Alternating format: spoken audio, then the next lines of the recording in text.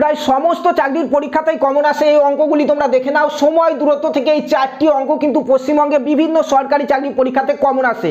এই অঙ্কগুলি তোমরা মাত্র 2 সেকেন্ডে সমাধান করতে পারবে। অঙ্কটা কি বলা হয়েছে, একজন ব্যক্তি 80 কিলোমিটার পার ঘন্টা গতিবেগে কোনো একটি স্থানে গিয়ে 120 কিলোমিটার পার ঘন্টা গতিবেগে ফিরে এলে সমগ্র যাত্রাপথে তার গতিবেগ কত? দেখতে পাচ্ছ 88, 86, 96, 94 কোনটি সঠিক আনসার? মাত্র 2 সেকেন্ড লাগবে করতে।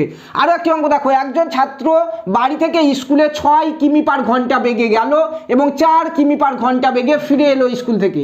সমগ্র যাত্রায় তার 10 ঘন্টা সময় লাগলো। বাড়ি থেকে স্কুলের দূরত্ব কত? এই গতিবেগ কত এবং দূরত্ব কত? বিভিন্ন সরকারি চাকরি পরীক্ষায় তোমরা এই অঙ্কগুলি দেখেছো। মাত্র 2 সেকেন্ডে কিভাবে সমাধান করব আমরা দেখে নাও। তার আগে বন্ধুরা, আমি প্রতাপ কোনাই চ্যানেলে যারা প্রথমবার এসেছো চ্যানেলটিকে সাবস্ক্রাইব করে পাশে থাকা বেল আইকনটি প্রেস করে নাও এই রকমের অঙ্কের ক্লাসগুলি করার জন্য। তো এটি হচ্ছে সময় দূরত্ব থেকে আমাদের এই অঙ্কগুলি সমস্ত চাকরি পরীক্ষাতে এসে থাকে। দেখো কিভাবে সমাধান করছি। বলা হয়েছে একজন ব্যক্তি 80 কিলোমিটার পার ঘন্টা গতিবেগে কোনো একটি স্থানে গিয়ে 120 কিলোমিটার পার ঘন্টা গতিবেগে ফিরে এলো। সমগ্র যাত্রাপথে তার গতিবেগ কত? এরকম আসলেই তোমার অঙ্কতে কোনো কিছু দেখার দরকার নাই। দেখবে এখানে একটি তোমার গতিবেগ দেওয়া থাকবে, এখানে একটি গতিবেগ, দুটো গতিবেগ দেওয়া রয়েছে এবং তোমার এখানে গড় গতিবেগ বের করতে বলা হয়েছে। কি করবে? কোনো কিচ্ছু করার দরকার নাই, দুটো গতিবেগকে গুণ করে দেবে। উপরে দেখো 80 গণিত 120, উপরে 80 গতিবেগ, নিচে হচ্ছে 120 গতিবেগ, গুণ করে দিলে নিচে গতিবেগ দুটি যোগ করে দেবে।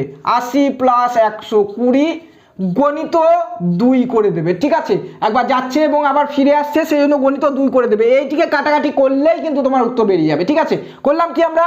প্রথম যে গতিবেগ বলা হয়েছে সেই গতিবেগ গণিত দ্বিতীয় গতিবেগ, গতিবেগ দুটির গুণ উপরে এবং নিচে হচ্ছে গতিবেগ দুটির যোগ গণিত 2। ঠিক আছে, তাহলে কিন্তু আমাদের উত্তর বেরিয়ে যাবে। দেখো উত্তর করছি আমরা। এটি যদি তোমরা করো তাহলে কি আসবে? এখানে 80 গণিত 120 থেকে গেল, নিচে 80 প্লাস 120 মানে হচ্ছে 200 গণিত 2। ঠিক আছে, 0 0 কাটলাম, 0 0 কাটলাম আমরা, 2 2 কেটে দাও। দেখো 8 গণিত 12, 8 বারুন কত? 8 বারুন 96। তো এখানে সি হচ্ছে সঠিক আনসার। ঠিক আছে, তারপরে দেখো আরো একটি সিমিলার অঙ্ক এখানে রয়েছে। বলা হয়েছে একটি ট্রেন 60 কিলোমিটার পার ঘন্টা গতিবেগে কোনো একটি প্ল্যাটফর্মে গিয়ে 40 কিলোমিটার পার ঘন্টা গতিবেগে ফিরে এলো। সমগ্র যাত্রাপথে ট্রেনটির গড় গতিবেগ কত? এরকম অঙ্ক কিন্তু প্রায় তোমরা পরীক্ষাতে দেখতে পাও। এটিও কিন্তু সিমিলার এইটির মতোই অঙ্ক, মাত্র 2 সেকেন্ড লাগবে সমাধান করতে। কি করলাম আমরা? গতিবেগ দুটির গুণফল, এখানে দেখো গতিবেগ 60 এবং 40 বলা হয়েছে, গুণ করব আমরা 60 গণিত 40, নিচে কি করব? গতিবেগ দুটির যোগ, তাহলে 60 যুক্ত 40 গণিত কি করব? 2। তাহলে কিন্তু আমাদের উত্তর বেরিয়ে যাবে। চলো আমরা এটি যুক্ত করে কাটাকাটি করি। দেখছো উপরে রয়েছে 60 গণিত 40 এবং নিচে হচ্ছে 60 যুক্ত 40 মানে 100 গণিত একটি 2 রয়েছে, 2 দিয়ে দেবো আমরা। ঠিক আছে, তো কাটাকাটি করো, এখানে একটি শূন্য, এখানে একটি শূন্য, এখানে একটি, এখানে একটি শূন্য। কি পড়ে থাকলো আমাদের? 6 গণিত 4 গণিত 2, তাহলে 6 4 6 24, 24 দুগুণে 48, 48 কততে রয়েছে আমাদের? 48, অপশন এ সঠিক অ্যান্সার। এরকমই আরো একটি অঙ্ক আছে আমাদের পরীক্ষাতে যেখানে দূরত্ব বের করতে দেওয়া হয় এবং এখানে সময় বলা রয়েছে। দেখতে পাচ্ছ কত সময় টাইম লেগেছিল তার। দেখো একজন ছাত্র বাড়ি থেকে স্কুলে 6 কিমি পার ঘন্টা বেগে গেল এবং 4 কিমি পার ঘন্টা বেগে ফিরে এলো। সমগ্র যাত্রায় তার 10 ঘন্টা সময় লাগলো।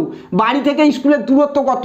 এখানে আমাদের গড় গতিবেগ চেয়েছিল, এখন আমাদের দূরত্ব চাইছে এবং এখানে কিন্তু এক্সট্রা সময় বলা হয়েছে যে কত টাইম লেগেছে তার যেতে এবং আসতে। ঠিক আছে, এরকম যদি অঙ্ক আসে সেম তোমরা এইভাবেই করবে, কিন্তু ফর্মুলাটি একটু আলাদা 2 সেকেন্ডে করার জন্য। দেখো এখানেও তোমরা দুটো যে গতিবেগ দেওয়া রয়েছে সেই দুটো গতিবেগের গুণ করবে উপরে। ঠিক আছে, 6 গণিত 4, নিচে কি করবে? নিচে গতিবেগ দুটির যোগ করবে, তাহলে 6 যুক্ত 4, 6 যুক্ত 4। কিন্তু এখানে আমাদের গতিবেগ যেখানে বের করতে বলছিল সেখানে আমরা 2 দিয়ে গুণ করছিলাম, সেই 2টি এখানে প্রয়োজন নেই।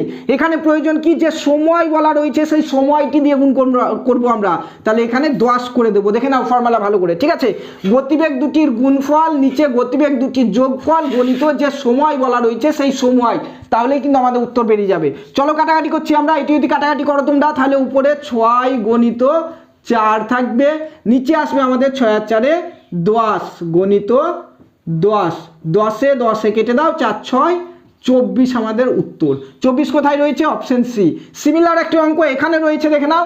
বলা রয়েছে একজন ব্যক্তি কোনো স্থানে ট্রেনে 40 কিলোমিটার পার ঘন্টা গতিবেগে গিয়ে 8 কিমি পার ঘন্টা গতিবেগে হেঁটে ফিরলো। কোনো একজন ব্যক্তি ট্রেনে করে একটি স্থানে যাচ্ছে 40 কিলোমিটার পার ঘন্টা গতিবেগে এবং সেখান থেকে সে হেঁটে ফিরছে 8 কিলোমিটার পার ঘন্টা গতিবেগে। তাতে তার দেখতে পাচ্ছ সমগ্র যাত্রায় তার 6 ঘন্টা সময় লেগেছে।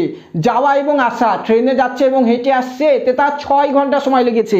তাহলে স্থান দুটির দূরত্ব কত?